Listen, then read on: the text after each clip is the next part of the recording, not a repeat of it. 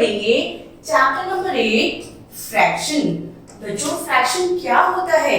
जब हम किसी होल का यानी किसी कंप्लीट चीज का कुछ पार्ट निकाल लेते हैं तो वो जो पार्ट होता है उसे हम कहते हैं फ्रैक्शन। ये देखिए, look at the pizza. Wow, ये हम सबको बहुत पसंद होता है। Pizza is cut into 2 equal parts. आप सपोज कीजिए एक पिज्जा आया है जो आप और आपके ब्रदर या सिस्टर में आपको इक्वली डिवाइड करना है। तो आपने हाफ पीस रखा अपने लिए और हाफ पीस यानी आधा जो है पिज्जा वो दिया है अपने ब्रदर या सिस्टर को।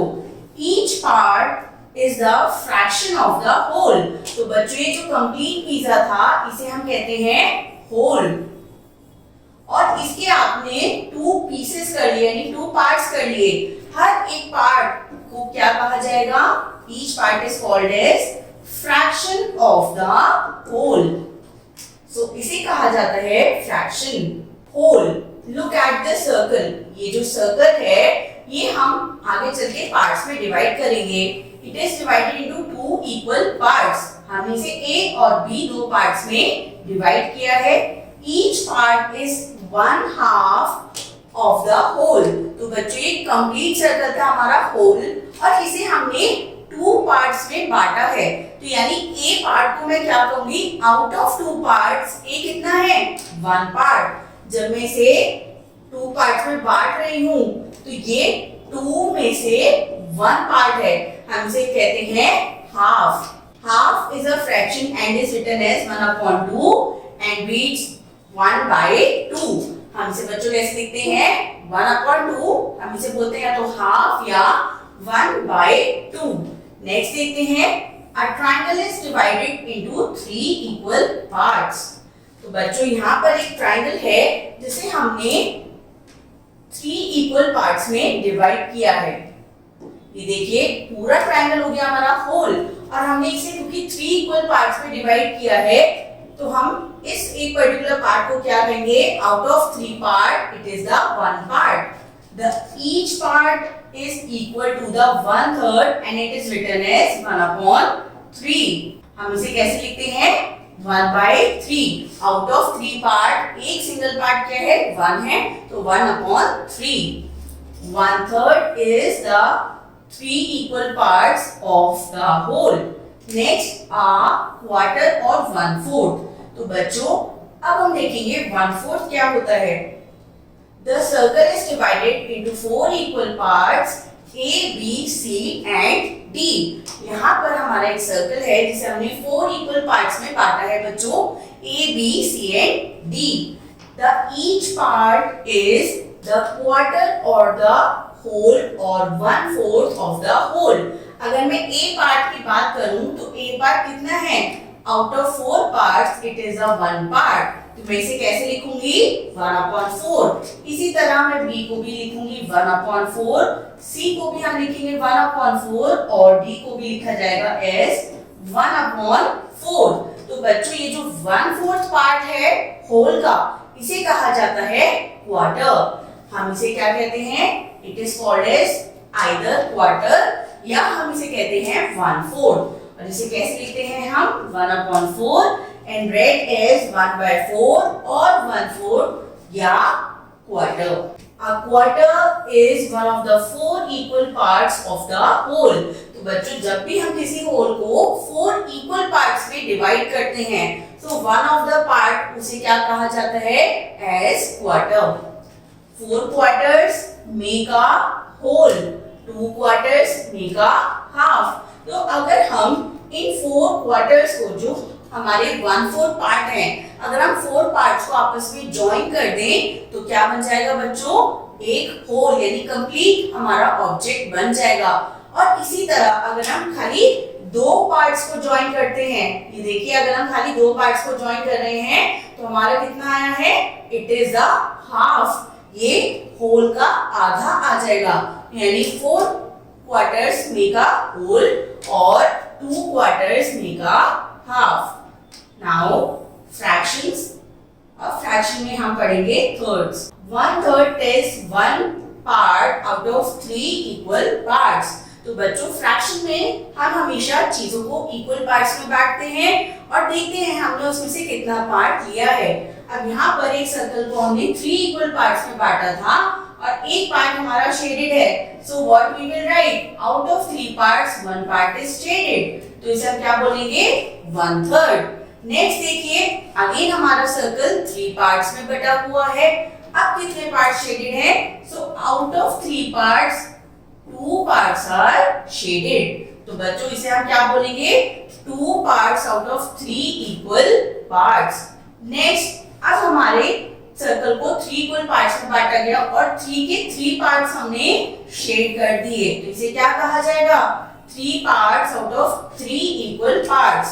तो इसका मतलब 3/3। अगर हम 1/3 1/3 1/3 तीनों को जोड़ देंगे तो क्या बन जाएगा हमारे पास, 1 complete whole. Next is fractions. अब हम पढ़ेंगे फोर्थ। तो बच्चों अब यहाँ पर हम सर्कल को 4 इक्वल पार्ट्स में बांट रहे हैं। तो बताइए शेडेड पार्ट कितना है, out of 4 part 1 part is shaded. तो इसे क्या बोला जाएगा, 1/4। नेक्स्ट, अब हमारे 4 इक्वल पार्ट्स में सर्कल डिवाइडेड हुआ और यहाँ पर कितने पार्ट शेडेड हैं, 2 पार्ट्स। तो इसे क्या कहा जाएगा, 2/4।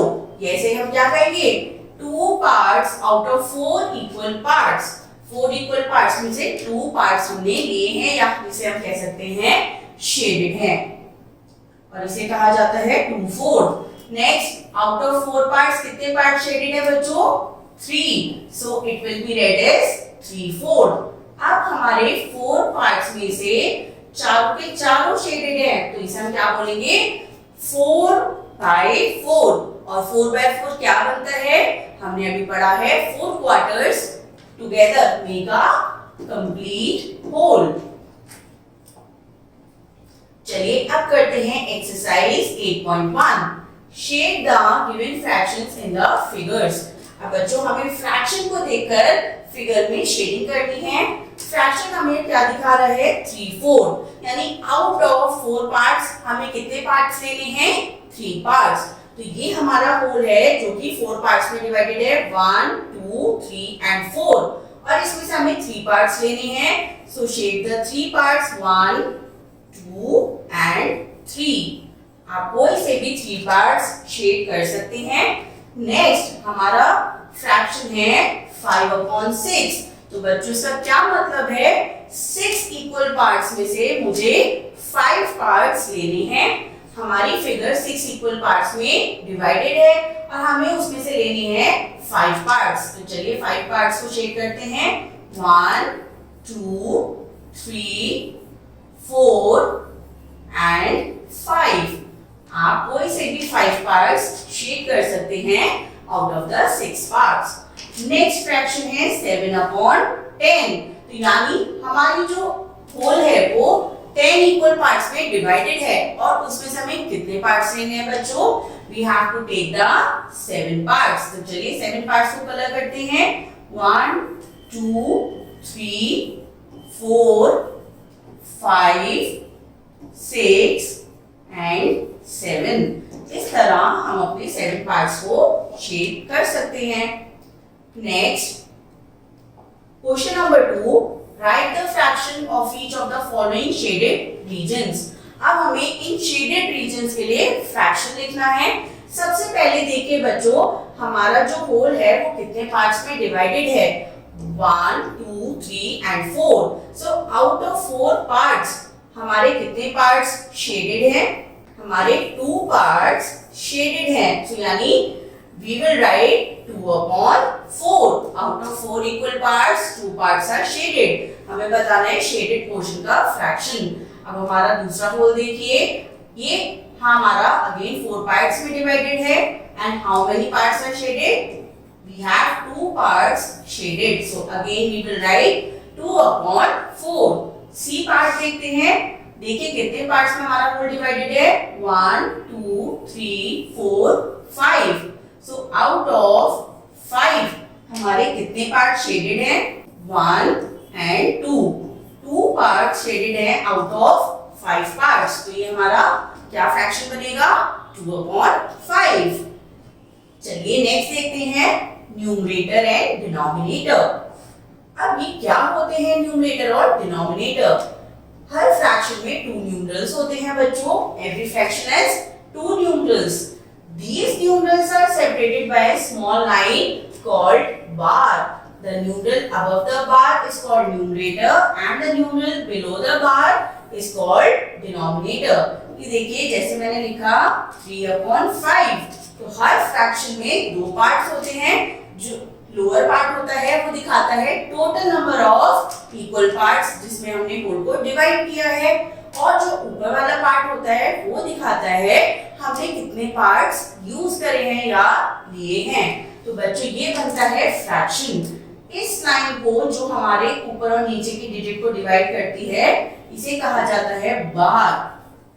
जो नीचे वाला नंबर होता है उसे हम कहते हैं डिनोमिनेटर और ऊपर वाले नंबर को कहा जाता है न्यूमरेटर। डिनोमिनेटर हमें बताता है कि हमने होल के टोटल कितने पार्ट्स करे थे। Denominator tells us how many parts a whole has been divided. Whole को कितने पार्ट में डिवाइड किया गया है। और numerator tells us how many parts of them are taken. Numerator हमें बताता है हमने उसमें से कितने पार्ट्स यूज करे हैं या लिए हैं। तो 3/5 में बच्चों इसका मतलब हमारा होल 5 इक्वल पार्ट्स में डिवाइडेड था जिसमें से हमने 3 पार्ट्स यूज करे हैं। Or we can say we have taken 3 parts. Next is like and unlike fractions. अब what are like and unlike fractions? ऐसे fractions जिनके denominators same होते हैं, सिर्फ numerators change होते हैं, उन्हें कहा जाता है like fractions। और जिन fractions के denominators same नहीं होते हैं उन्हें हम कहते हैं unlike fractions.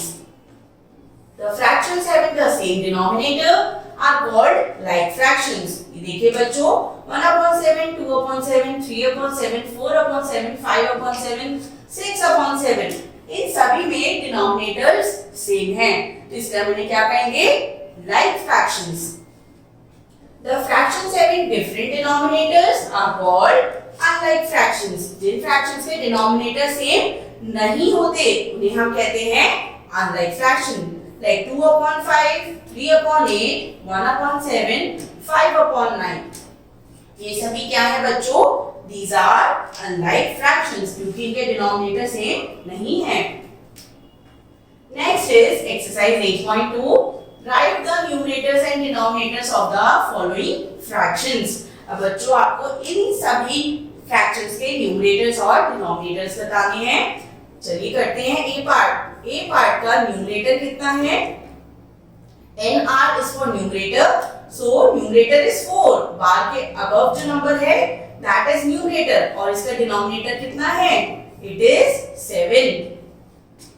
Next B part, numerator कितना है बच्चों इसमें हमारा? 7 और डिनोमिनेटर कितना है हमारा?